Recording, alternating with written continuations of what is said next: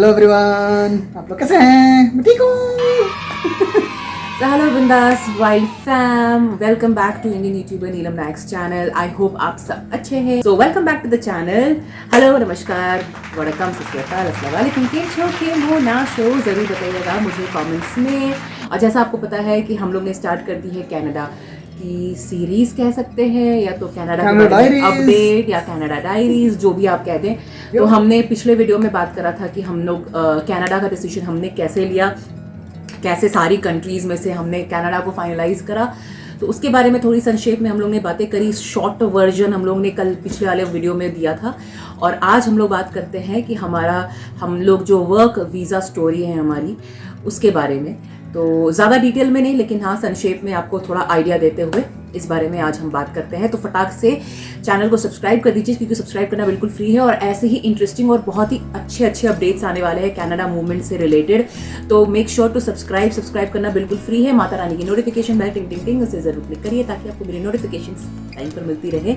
और लाइक जरूर कर दीजिए फटाक से इस वीडियो को, क्योंकि लाइक करना भी फ्री है गाइज. फ्री का एंटरटेनमेंट है, एंजॉय करिए. इन्फॉर्मेशन भी मिल रही है, एंटरटेनमेंट मिल रही है, तो लाइक और सब्सक्राइब तो बनता है. तो चलिए वीडियो स्टार्ट करते हैं बिना विलंब किए. हबीब जी, तो हम लोग पिछले वीडियो में बताए थे कि हम लोगों ने कनाडा फाइनलाइज किया था, और अब उसके आगे की कहानी. तो हम लोग स्टार्ट किए अपना कनाडा के बारे में रिसर्च करना, और गूगल पे कनाडा इमिग्रेशन सर्च करते ही सबसे पहला ऑप्शन आता है PR. और PR पे सबसे पहला इंफॉर्मेशन आता है कंसल्टेशन सर्विसेज. तो हम लोगों ने उसके बारे में डिटेल्स ली, कितने पैसे लगेंगे, कितना टाइम लगेगा, कितने कॉम्प्लिकेशंस होंगे, एग्ज़ाम्स देने हैं या नहीं, IELTS और इस तरह के कई एग्ज़ाम्स होते हैं जो आपको देना पड़ सकता है. तो ये सारा फिर हम लोगों ने चेक किया कि और क्या क्या ऑप्शंस हैं. तो पता चला कि आप खुद से अप्लाई कर सकते हैं वर्क वीज़ा, आप अप्लाई कर सकते हैं कंपनी के थ्रू वर्क वीज़ा.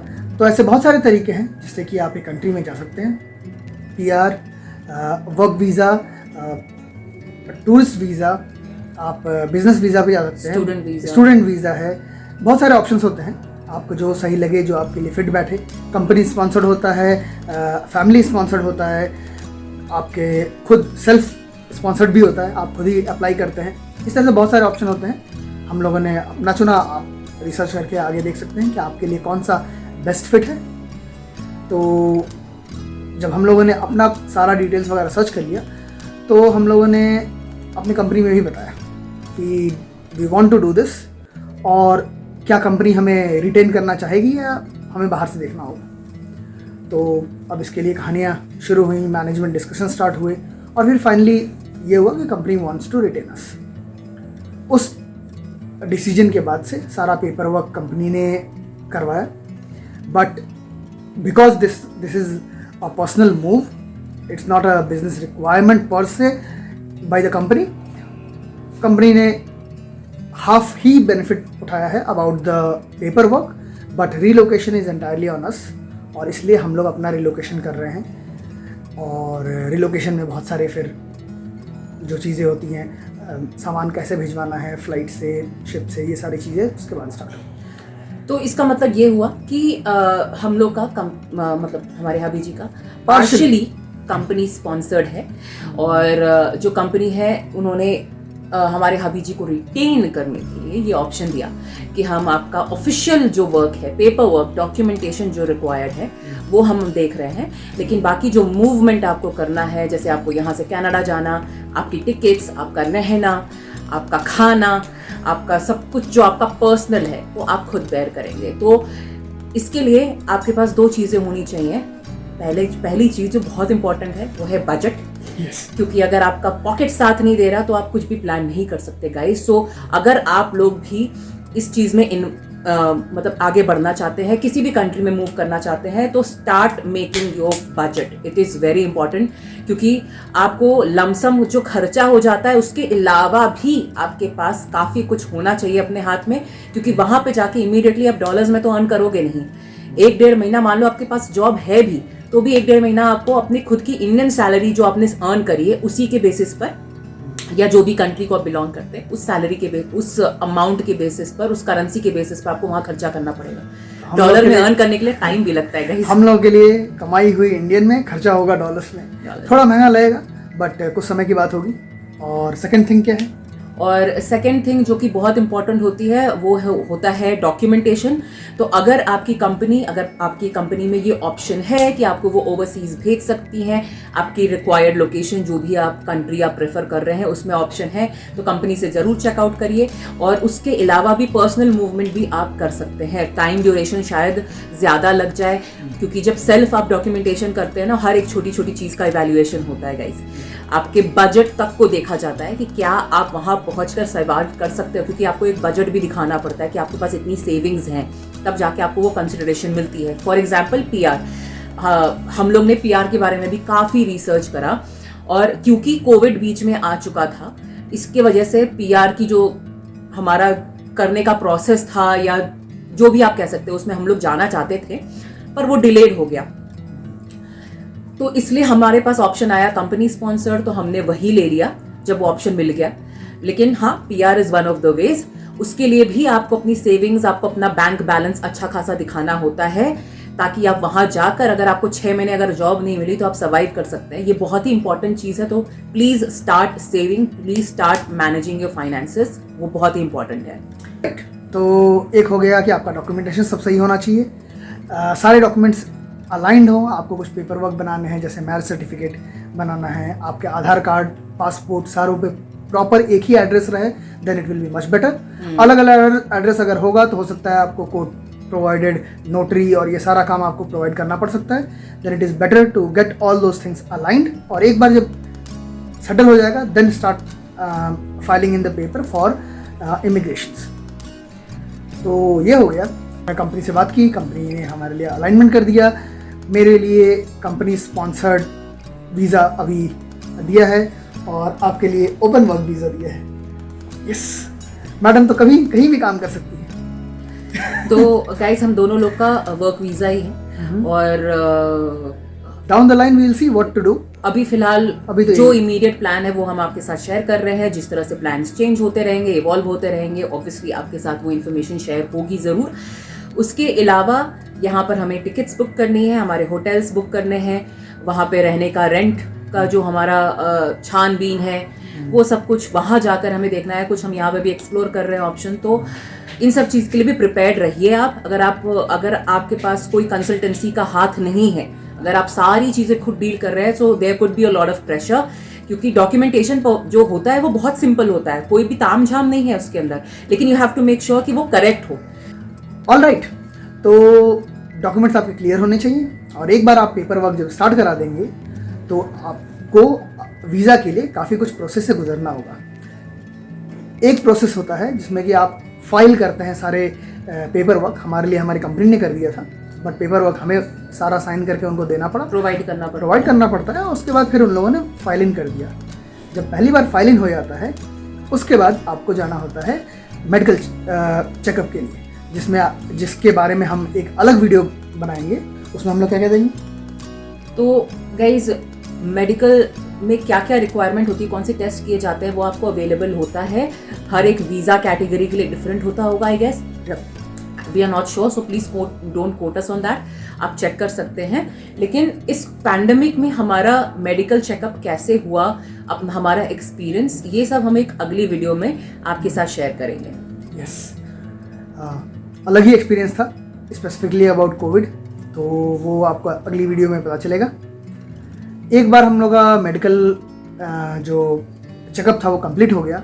उसके कुछ दिनों बाद हमें इंफॉर्मेशन आई कि हमें अपने बायोमेट्रिक्स के लिए जाना है। तो गाइज, जब हमारा मेडिकल चेकअप कंप्लीट हो गया, वो प्रोसेस कंप्लीट हो गया, तो हम लोग को मूव ऑन करना पड़ा बायोमेट्रिक्स के लिए। हम लोगों को इन्फॉर्मेशन आया कि बायोमेट्रिक्स के लिए अपॉइंटमेंट बुक करना है, और जब हम लोगों ने अपॉइंटमेंट बुक की तो हम लोग लकी हो गए थोड़ा, अगले ही दिन की अपॉइंटमेंट मिल गई, और हम लोग फिर चले गए अपना बायोमेट्रिक्स देने के लिए। और फिर इंतज़ार की घड़ी शुरू हुई। हम लोगों को कोई टाइमलाइन का आइडिया नहीं था कब तक रिस्पांस आएगा। उनकी साइट पे दिया हुआ था, जब हम लोगों ने चेक किया तो दिया हुआ था कि 150 डेज से ऊपर। That was like a huge amount of time. लेकिन कुछ दिनों में हमें ईमेल आया कि हमारा वीज़ा अप्रूव हो गया था। हम लोग एकदम खुश हो गए और उसके बाद हमें अपना पासपोर्ट भेजना था कैनेडियन एम्बेसी, ताकि वहाँ से स्टैंपिंग होके वापस आए। तो हमारा वीज़ा स्टैंप होके 2-2.5 हफ्ते में हमारा वीज़ा स्टैंप होके आ गया। पहले हबी जी का वीज़ा आया, मतलब पासपोर्ट आया, फिर मेरा पासपोर्ट आया कुछ दिन 2-3 दिन बाद। तो गाइज ओवरऑल जो हम लोग का जो स्टोरी है वो बेसिकली वर्क वीज़ा ही रिलेटेड स्टोरी है। सबकी स्टोरी आई गेस इमिग्रेशन की डिफरेंट होती है। तो ये हमारी स्टोरी थी, हमें लगा कि आपके साथ शेयर कर दे ताकि आप भी अपने ऑप्शंस एक्सप्लोर कर सकें। और भी ऑप्शंस होते होंगे तो अपना रिसर्च ज़रूर करिए। और सबकी स्टोरी एक जैसी नहीं होती। मेरे लिए मेरी कंपनी ने काफ़ी कुछ हेल्प कर दिया। मेरे स्पेसिफिक वर्क के लिए वर्क से डिपेंडेंट था, या मेरी स्पेसिफिक पोजीशन से डिपेंडेंट था, या जस्ट कंपनी रिलेटेड था। इसमें बहुत सारे फैक्टर्स होते हैं, तो हर किसी के लिए एक जैसी स्टोरी नहीं होगी। एक बंदे के लिए वो चीज़ काम कर सकती है, दूसरे के लिए काम नहीं करेगी। तो इट इज़ ऑलवेज बेटर कि आप ओपन माइंड से चेक करें, जब आप अपनी कंपनी में चेक कर रहे हो, जब इमिग्रेशन में चेक कर रहे हो, और किसी कंसल्टेंसी से भी चेक कर रहे हो। तो आप बिल्कुल ओपन माइंड से चेक करिए। आप किसी को कंपैरिजन में नहीं रखिए। आप सबसे राय ले लीजिए, सब लोगों से डिस्कशन कर लीजिए, बट किसी से भी कंपैरिजन नहीं करिएगा कि किसी और का ऐसा हुआ इसलिए आपके साथ भी वैसा होना ज़रूरी है। इमिग्रेशन में डिफरेंट रीजंस की वजह से वीज़ा रिजेक्ट हो जाते हैं। कंपनीज डिफरेंट रीज़न से आपको सपोर्ट नहीं कर सकती कई बार स्पॉन्सर करने के लिए। कई बार ऐसा भी होता है कि कंपनी अपने रीज़न से भी आपको अलाउ करती है कि भाई आप जाइए हमारी तरफ से। तो बहुत सारे रीजंस होते हैं। So don't take our story to be a generic story जो किसी के साथ भी चल जाएगा, but definitely everyone can learn from our story. तो गाइज इंस्पिरेशन हर जगह से लीजिए, पर हमेशा आपकी स्टोरी आपके खुद के पाथ पर डिपेंडेंट होती है। आप जिस तरह का अपना पाथ बनाएंगे वैसे आपकी स्टोरी लाइन बनती जाएगी। तो बहरहाल हमें लगा कि ये स्टोरी हमें आपके साथ शेयर करनी चाहिए, क्योंकि काफ़ी लोगों के क्वेश्चंस थे कि हम कैसे मूव कर रहे हैं, पीआर पे जा रहे हैं, या फैमिली स्पॉन्सर्ड हो गया है, या कोई रिलेटिव ने बुला लिया है। हर तरह के क्वेश्चंस आ रहे थे हमारे कॉलीग्स की तरफ से, फ्रेंड्स की तरफ से। तो हमने सोचा कि क्यों नहीं एक वीडियो बना दी जाए और हम इस धुएं को क्लियर कर दें कि हम लोग स्पॉन्सर्ड वर्क वीज़ा पे जा रहे हैं, कंपनी स्पॉन्सर्ड वर्क वीज़ा। तो मैं जा रहा हूँ, आप नहीं जा रहे हो, आपका तो ओपन वर्क वीज़ा है, you are out of the league. तो हबी जी की कंपनी स्पॉन्सर्ड वर्क वीज़ा है, and I am going on an open work visa, तो वर्क परमिट। तो ये हमारी स्टोरी है। आई एम श्योर आपको थोड़ी बहुत इन्फॉर्मेशन मिली होगी कि किस तरह से हमने अपना पाथ बनाया और अपनी सपनों को सच करने की कोशिश करी है। तो let's see how it goes. We are super duper excited, we are super duper anxious as well and ecstatic. पेट में गुड़गुड़ हो रहा है। फर्स्ट वी रियली होप कि सब चीज़ें अच्छे से हो जाए। अभी फिलहाल तो हम लोग बहुत ही ज़्यादा जैम पैक्ड हमारा स्केड्यूल चल रहा है। हम लोग की सामान वगैरह निकालना, ये पीछे आप काउच देख सकते हैं, इन सबको निकालना विकालना सब कुछ बचा हुआ है। तो काफ़ी काम चल रहा है। Moving is not easy guys. आप कहीं भी मूव करो, विद इन इंडिया मूव करो, विद इन कंट्री मूव करो, सिर्फ एक सिटी से दूसरी सिटी जाते जाते इतनी ज़्यादा हालत जो टाइट हो जाती है। यहाँ तो अक्रॉस कॉन्टिनेंट ही जा रहे हैं हम लोग। तो lot of work, lot of pressure, but we are thriving through. तो let's see, will keep you posted. आपको अच्छा लगा होगा और आप लोग ऐसे ही कमेंट करते रहिए। जैसे पिछले वीडियोस पे हम लोग को काफ़ी रिस्पांस आया था। कई लोगों ने हमसे पर्सनल डायरेक्ट मैसेज भी किया था और पूछ रहे थे क्या हमारे कोई रिलेटिव्स हैं कनाडा में। So the answer is no. हम कैसे जा रहे हैं, which type of work visa और PR. So I think that answer is given कि हम लोग कंपनी स्पॉन्सर ना कंपनी स्पॉन्सर वीज़ा पे जा रहा हूँ, मैडम ओपन वर्क वीज़ा पे जा रही है ये। और कोई और क्वेश्चन आया था? तो अभी फिलहाल बहरहाल ऐसे ही क्वेश्चंस आ रहे हैं गाइस, तो हमने सोचा वीडियो में कवर कर लेते हैं। और भी वीडियोस आती जाएंगी कनाडा से रिलेटेड, हमारे मूव से रिलेटेड। सो स्टे ट्यून, बने रहिए चैनल के साथ। आपको पता है क्या करना है, आपको करना है सब्सक्राइब करिए। सब्सक्राइब करना बिल्कुल फ्री है। और लाइक, नोटिफिकेशन बेल टिंग टिंग टिंग उसे जरूर और घंटी जरूर क्लिक करिए। लाइक करिए, शेयर करिए, कमेंट करिए। और तब तक आपकी क्यों जो क्रेजी इंडियन यूट्यूबर नीलम नायक अपने क्यों जो क्रेजी हबी जी के साथ लेती है अलविदा। फिर से मिलती है बहुत जल्द एक चटपटदार वीडियो के साथ। तब तक आप अपना ध्यान रखिए, अपनों का ध्यान रखिए। स्टे बिंदास, stay wild, stay safe, loads of love Thanks for watching, guys. We'll see you very, very soon. Stay tuned to the channel. Loads of love. Good night. Bye.